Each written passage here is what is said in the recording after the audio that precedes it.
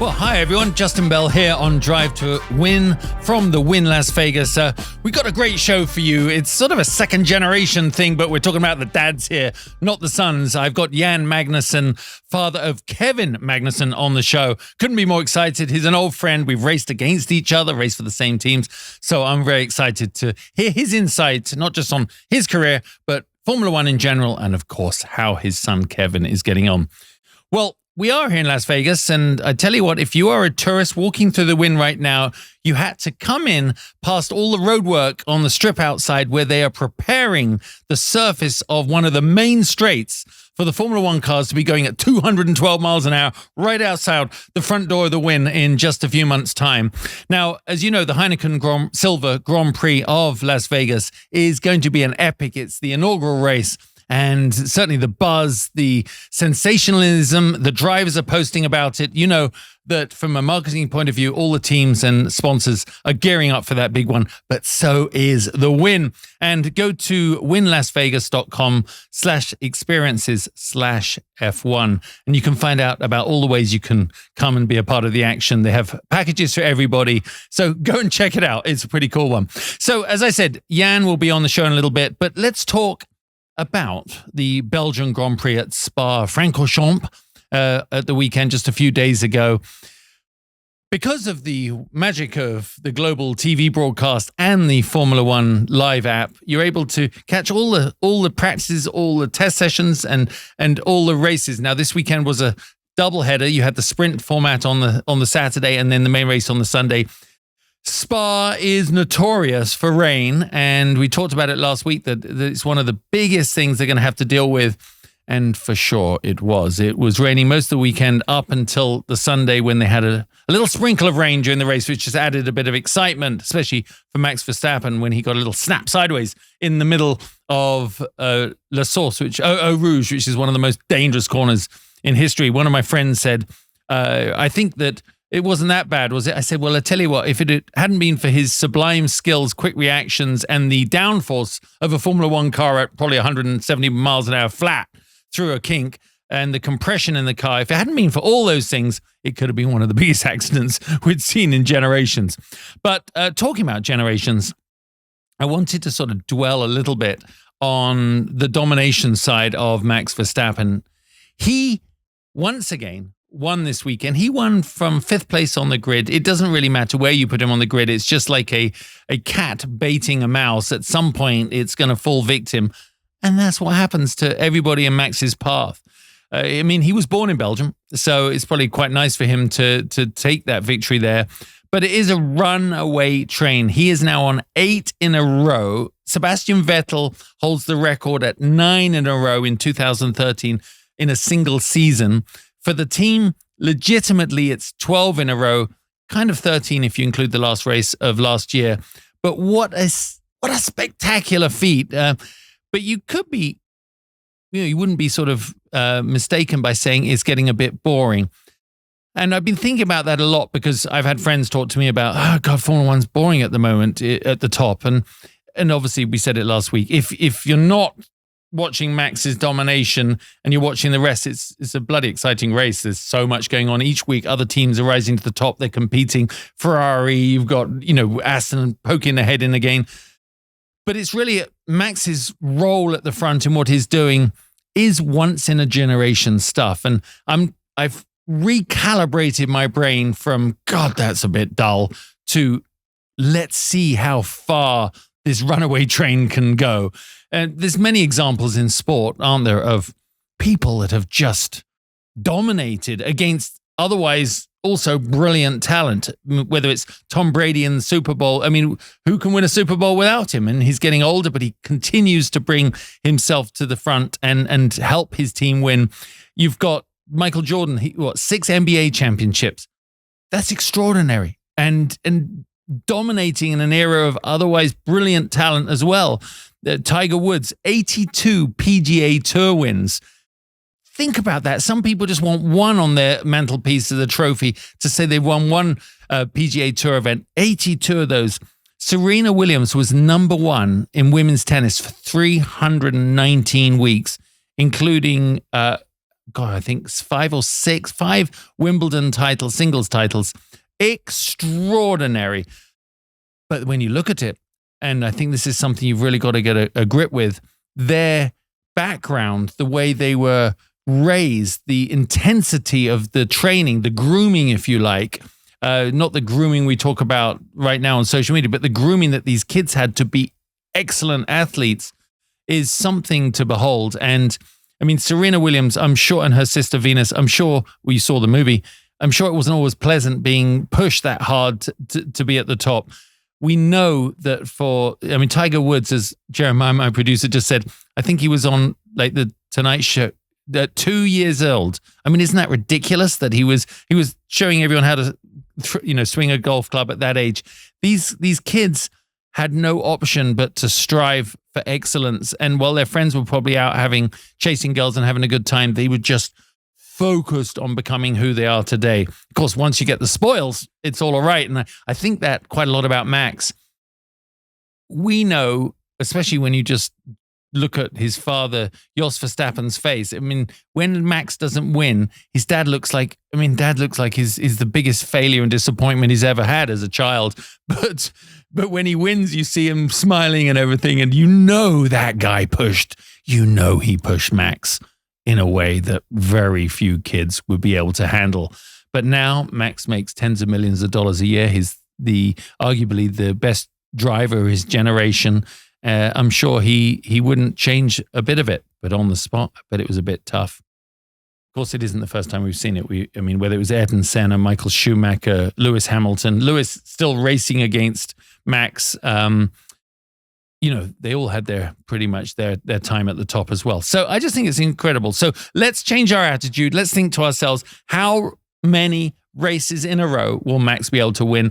And I think that the more adversity that comes towards him, the more pressure in the latter half of the year, we're just going to see him rise even higher. We're going to see even more extraordinary examples of the depth of talent. But the other side of it is, of course, it's not a solo effort. He's not it's not a mountain climber on his own. It is a driver as the tip of the iceberg to a huge organization that is Red Bull Racing and led by Christian Horner. And you heard Christian say after the race, it was almost with awe. He just said, Max is just performing on a level that we can't almost comprehend. And remember, they have insight into the data. They can see the data trace from the car, what Max is doing different to Sergio. And I think when you have that level of insight, you're probably even more impressed than we are. But of course, it's not totally perfect. And it lends for some humor. And if you don't understand the relationship that Max has with Giampiero Lambiase, who's his race engineer, who's actually been with him alongside him from the first time he ever sat inside a Red Bull Formula One car. And they've been together so long, and there's a father-son relationship, and not beyond being almost scolded, reprimanded. And maybe that's what Max needs in the car as well, to have someone that won't bow down to him.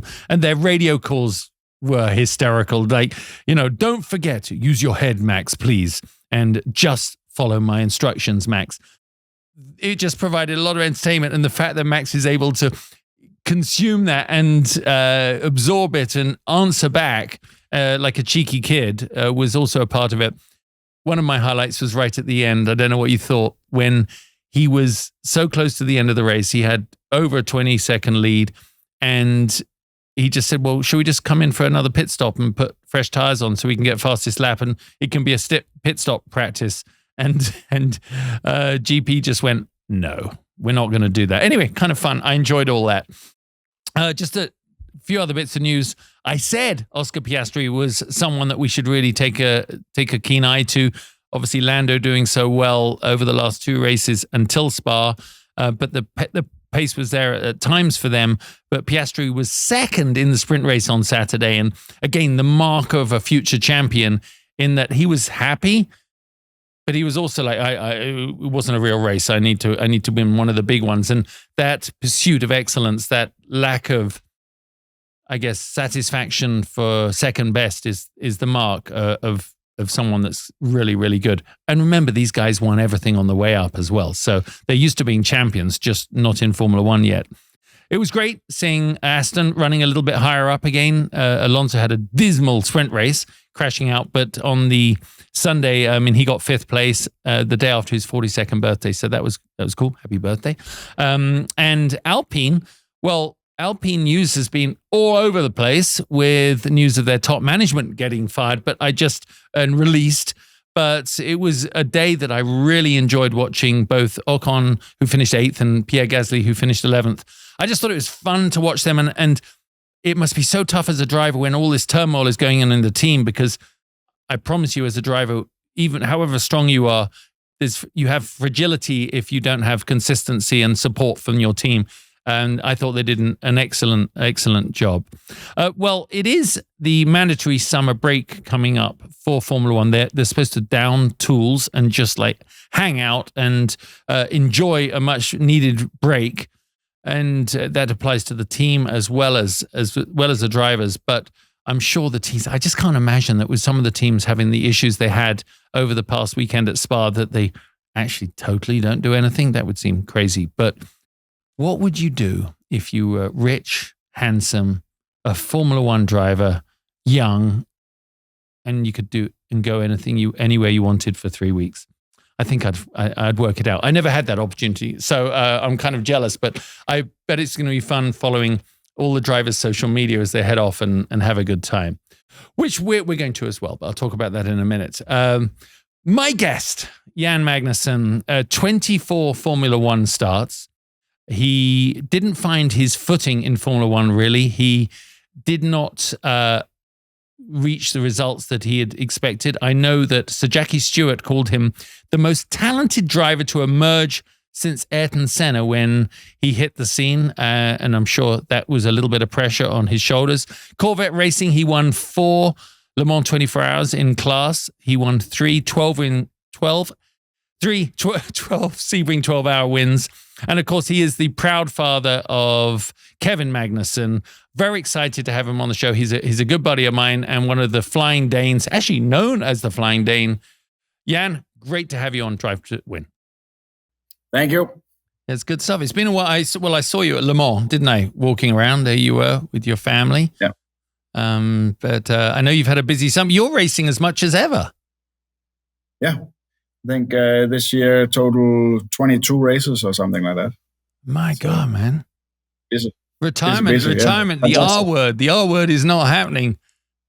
No, it really doesn't. So, but you just then you were saying you've been taking Kevin's younger brother karting.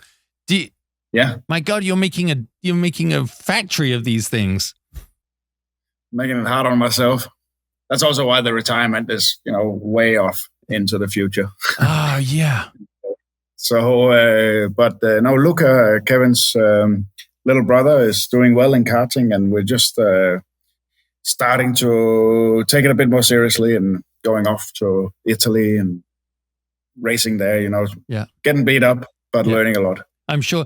You told me once that, I can't remember who we were talking with, but we were talking about how kids have to, the parents obviously can provide the opportunity, but the kids have to really want to do it. And you told me that Kevin just wouldn't stop bugging you to do it. I mean, talk about that. Yeah, he was. So back then it was easy with Kevin because there's always the sort of balance between how much should you push your kids to do something. It was very, very easy. We didn't have to push him. He was pushing us he needed to go drive. He needed to go test and practice. And, it felt like that, he'd stop breathing if we didn't do it. So it was easy. It was easy with him. Luca is a little bit different. He was later.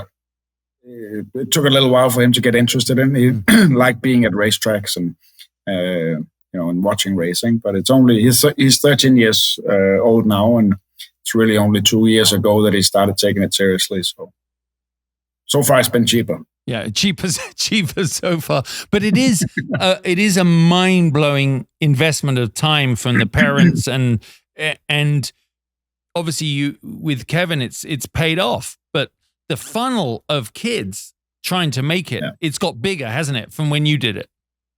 Yeah, for sure. And in many ways, that there's a lot more karting championships. There's so many categories. And they're all filled with talented young kids that can,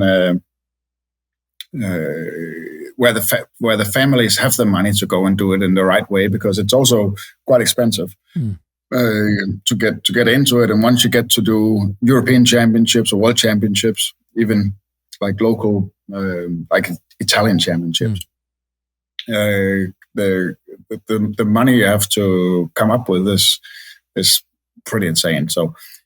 For Luca's part, it's all carried by sponsors. I try to stay up. So I'm there watching. To begin with, I was his mechanic and all that stuff. But I learned from my time with Kevin that there's a fine line between being a dad and being a coach. And it's much, much better being a dad.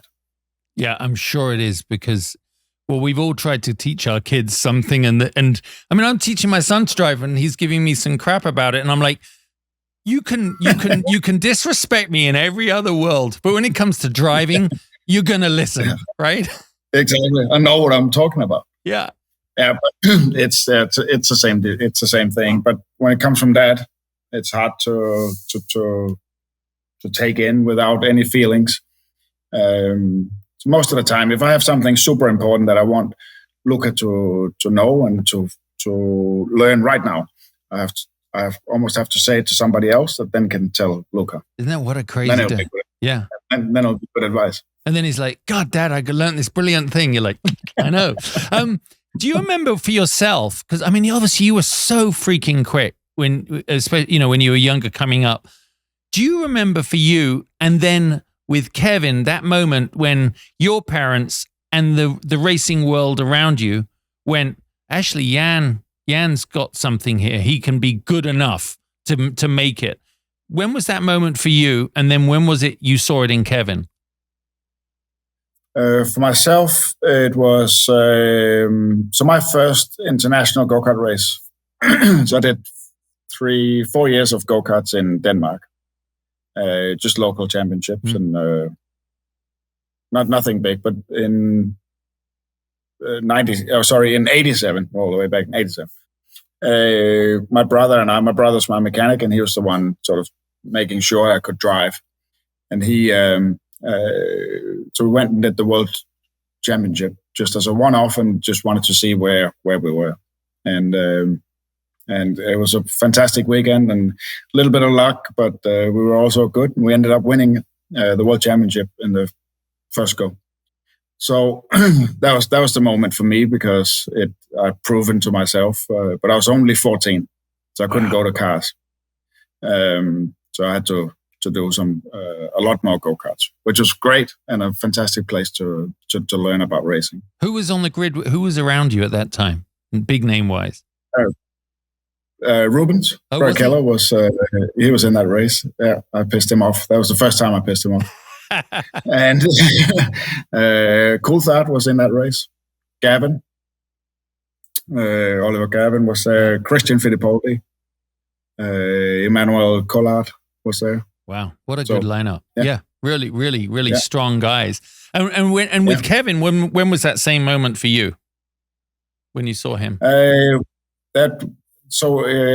Because I was footing the bill in go-karts, he did not have a good time in go-karts. Okay. So I couldn't provide what he needed.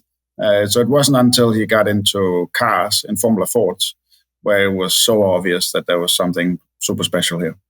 And that's when people got behind him also in Denmark, and he had backing from some pretty big sponsors from back home, and one of them took him all the way to Formula One. It's what a story. I was just thinking when you used the phrase, it's better to be a dad than a coach, but you also did something that's close to my heart, which is you went to Le Mans as father and son. And I actually have that great photograph. I meant to send it to you and him of him with when the car broke down. Unfortunately, he's walking to the car with his wife, but he had his little baby on his shoulders, and he looked relaxed. I need to send it to you. But that is another dynamic that only my dad can articulate, right? And you can with Kevin. Yeah. The difference of sharing a car and having that emotion of teammate and father. It's different, right? It was a fantastic. So the result was really bad, and for that I'm sorry. But everything else was such an amazing experience to be there and to do Le Mans together. One of the biggest races in the world. There's so much effort goes into it, and it's a tough race.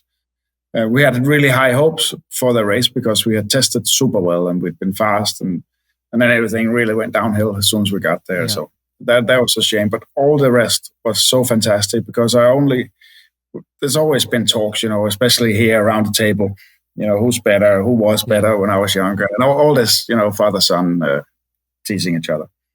But there it was pretty obvious that he was faster. But seeing data,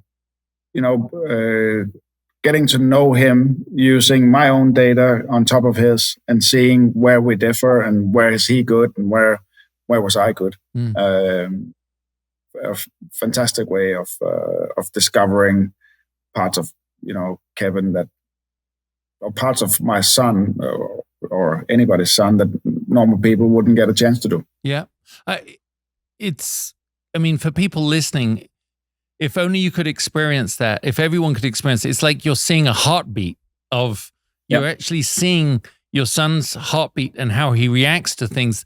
And in a simple data trace, you see so much of a personality and a style and the way they hold the wheel and everything. You must have been like, and he must have gone, Dad, you're faster going in the Porsche curves than I am. Or, there's moments, right? That we had these things that work. And also, so being a sports car racer, you share the car with one or two other guys for the whole year.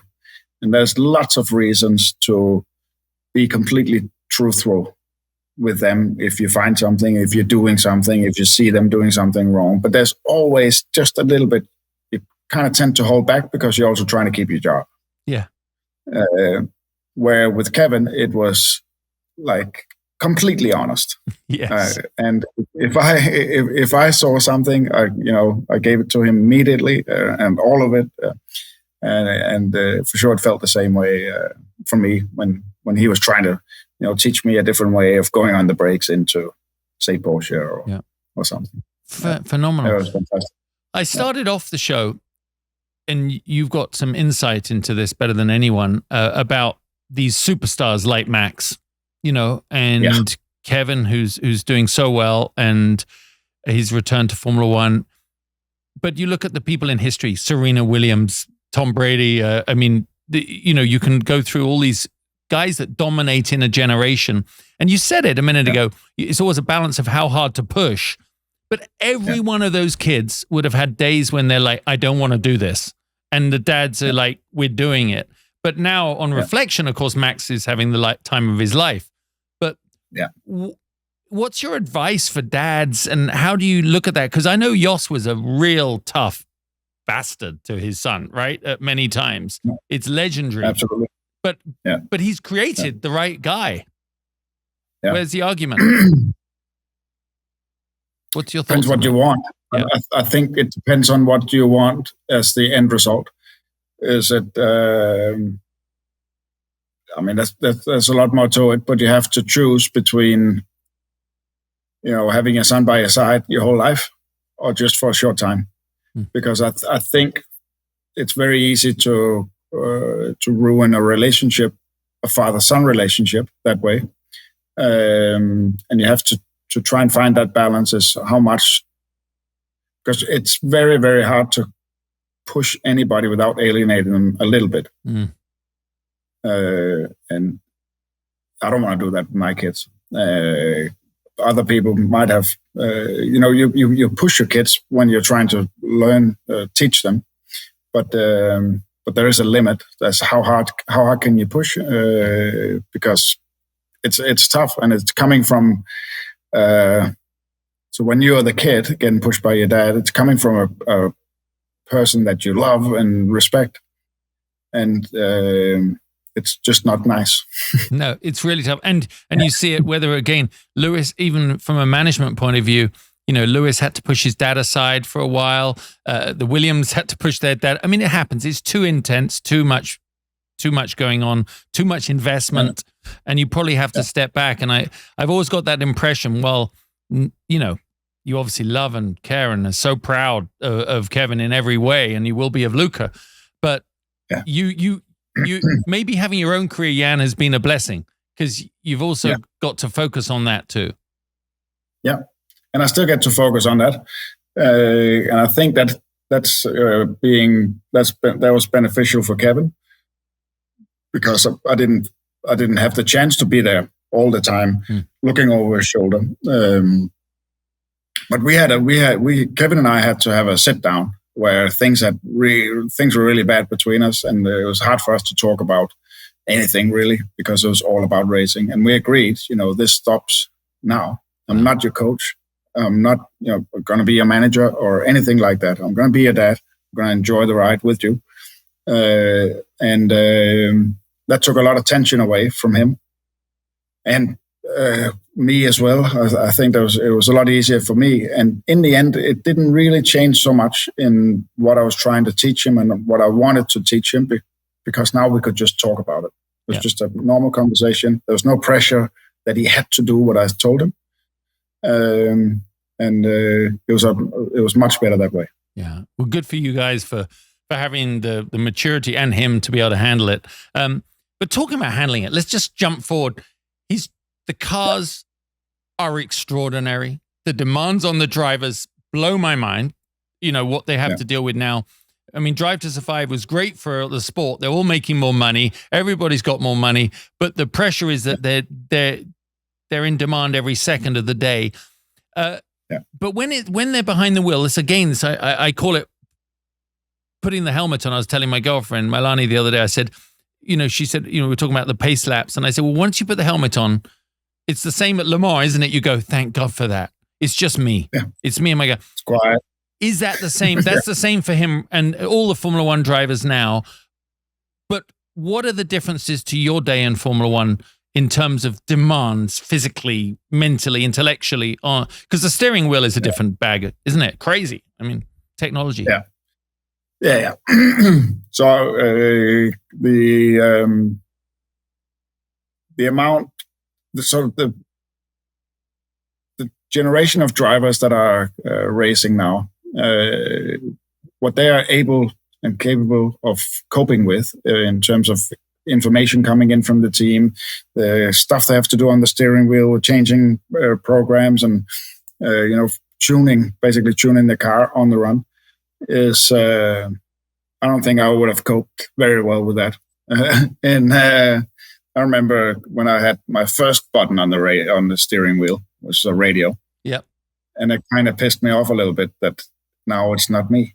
Now it's somebody else in my ears. And it just wasn't. But what they do now, that's a whole, I can't even talk about what that would be like because I have no idea how much it takes out of a driver to be able to do that without losing lap time. In terms of the physical, I think it's harder. The cars are faster. So there are more G-loads on the body, on the neck. I know the amount of training that Kevin does. It's he's in the gym every day, even on days where he lands in the morning from somewhere and he goes straight to the gym because he knows that if he doesn't do that, he won't be able to do the job. When I drove, it was tough as well. It was tough on the neck. We didn't have power steering. The steering was tough. And I think the main thing, if you look at all of the cars today, if you see the onboard stuff, the hands are completely still and they go around a corner and there's no sawing. There's no big, if you look the onboard from Senna, from Monaco and whenever it was, man, he was busy. There was 10 hands on the steering wheel and he was shifting some H pattern. and yeah. So, but still driving the car on the limit all of the time and managing the tires and stuff. I think it's much more in the managing your head. Yeah, I think so. And thank God for we didn't have simulators, but they get to learn. I mean, there's no other way to learn the steering wheel other than spending hours in a simulator without looking down, turning. I mean, I struggle with changing the brake bias, right? I mean, that was enough for me. I'm the same way. It's I like the simplicity of driving when you're just driving and you're not doing anything. That's what I love. I feel like I'm in the zone, and I feel I'm doing something, for me at this moment. Just me in a race car. Yeah, I love it. Well, before we just do a little fun question and answer thing, I started off saying I've changed my mindset on Max. I'm embracing it. I'm going, let's see how far this can go, how dominant he can be for how many races. Let's watch greatness happening. I mean, there's no other way to do it, because I know it's a bit boring, but it's unbelievable. And you and I can understand that. You watch Spa, he could have started 15th, he'd have still have won. I mean, give me your thoughts on what he is actually achieving in this era. So I'm a bit. So I've over the last couple of years also had to change my mind on him. I was. I still have. I look up to guys that are racing. I find guys like Max now super impressive. Lewis the same. I was. It's hard not to be a fan of talent like that. I was always a fan of Kimi. Yeah. Because he was Kimi. Yeah. With Max, I think we are seeing something unique. I think he has to be the best there ever was. Well, that's a pretty good answer. There you are. I think you're right. Well, now it's time for the Mobil 1 pit stop, which is fueled by Mobil 1. I'm going to ask you a couple of questions, or a few questions here. Right. Who was your fastest teammate at Corvette Racing? Antonio Garcia. The quiet, deadly Spaniard. What did you say the first time Max said, I want to be a professional race car driver? I mean, not Max. I'll start that again.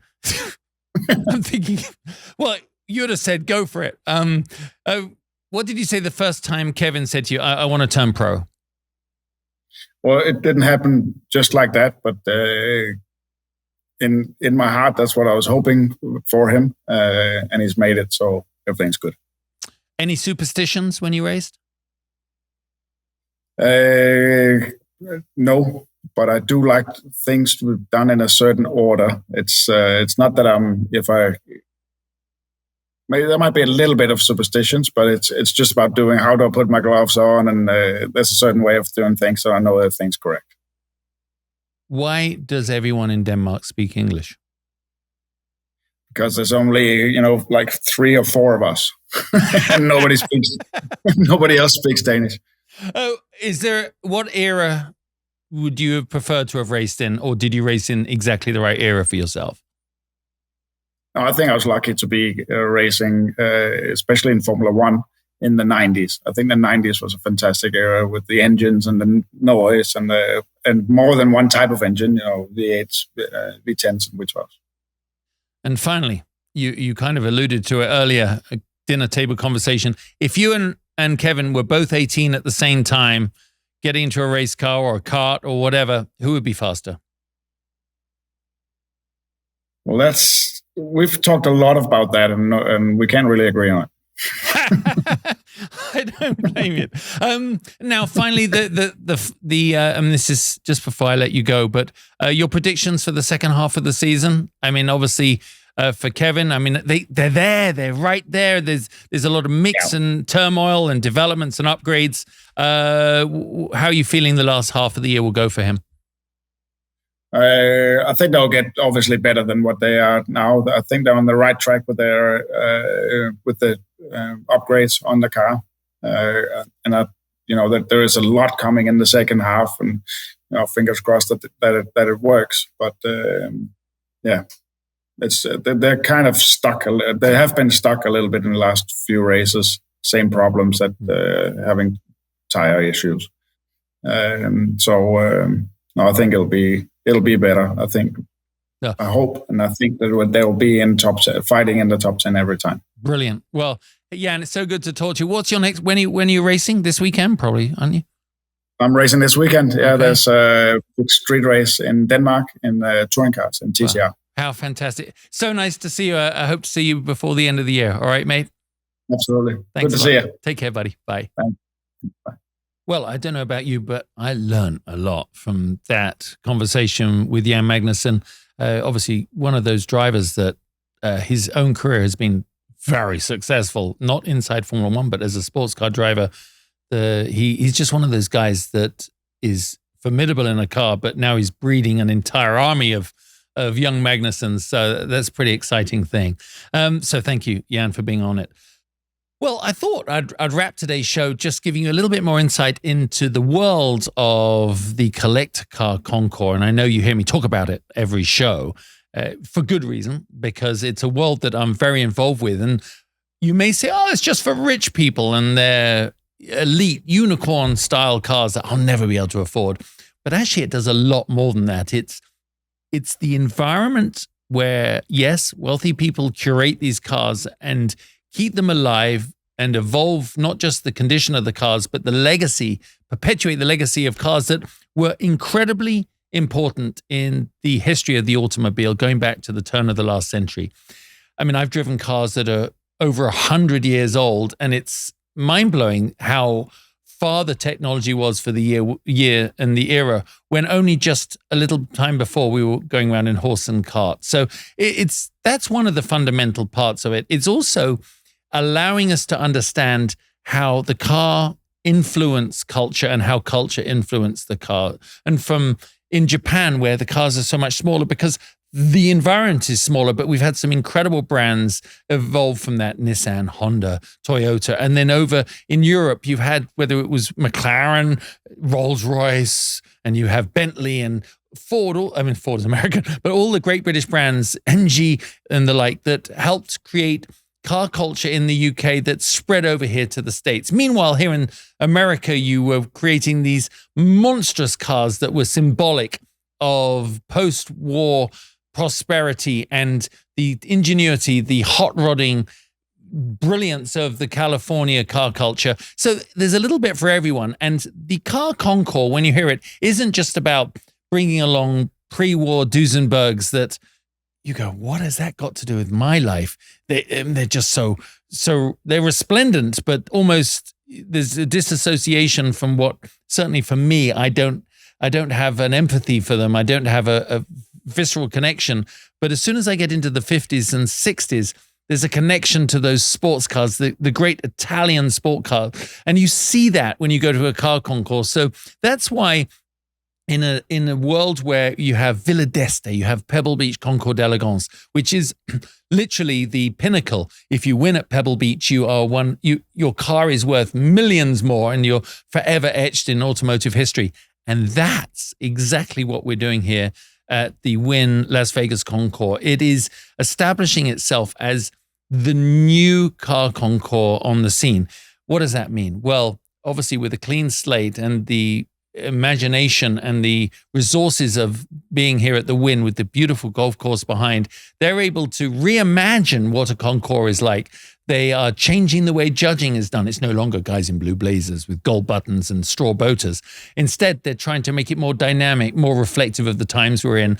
Yes, they will still have some extraordinary cars that epitomize the whether it's the Gilded Age or post-war. I'm not talking about Gulf War. I'm talking about World War II. And it's just incredible to see that. And one of the cars I want to tell you about is a 1939. It's a Delahaye 165, which was first seen at the World Fair, but it is being loaned to the Wynn for the concours from the Mullin Museum, and who have the most incredible collection. But when you see that car, you'll go, with no ability to have, they had no resources like computers to design it. They had no understanding of error other than basically putting their hand out of a window. And you see this car and it is just the purest interpretation of power, design, and presence. And that's going to be here. But then you fast forward and Rolls-Royce are bringing their Spectre, which is the all-new electric Rolls-Royce that, quite honestly, is probably the most powerful Rolls-Royce ever built. It has all the signature elements that a Rolls-Royce should have in terms of luxury and performance, but it's electrified. So you're going to be able to see both ends of the spectrum. That's just a slice of what you're going to see here at the Las Vegas Concours. So please visit LasVegasConcours.com and check it out. And maybe you can't come to the Grand Prix, but if you are anywhere near coming to being able to attend on Saturday, November the 11th, I promise you, this is redefining what the car concours is. And yes, it is something that is applicable to you as well as a racing fan, because they got a lot of racing cars coming. Well, you heard us talk about the summer break. It is the August break for Formula One and pretty much a mandatory break for everybody involved. And you could see, if you follow them on social media, the drivers were elated as they said bye to their engineers and headed off to spend some of that hard-earned money that they have, and they have a lot of it. So I imagine places like St. Barth and all these beautiful places around the world on yachts and jets. And I'm not jealous. I mean, I really am jealous. It just sounds amazing.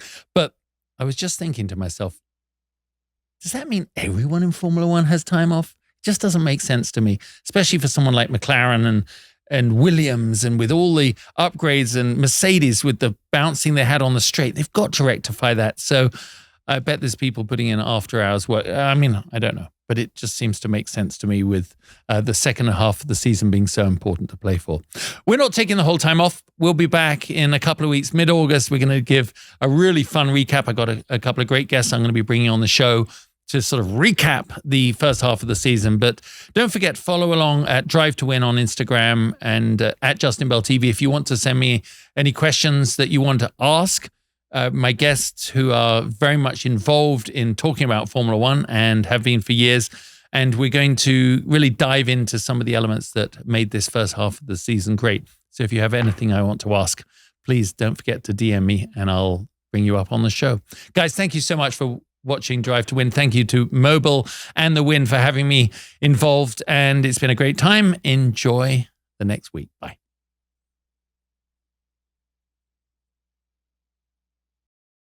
Hey race fans, Justin Bell here, former racing champion and host of the new F1 podcast, Drive to Win. What is it about a race that's so exciting? The breakneck speeds, the constant pressure, the ever-present threat of danger, or is it simply the driving? Think about it. No phones, no laptops, no screens, just the world's greatest drivers, cars, and the ultimate freedom. Yep, it's all of the above. Mobile One, for the love of driving.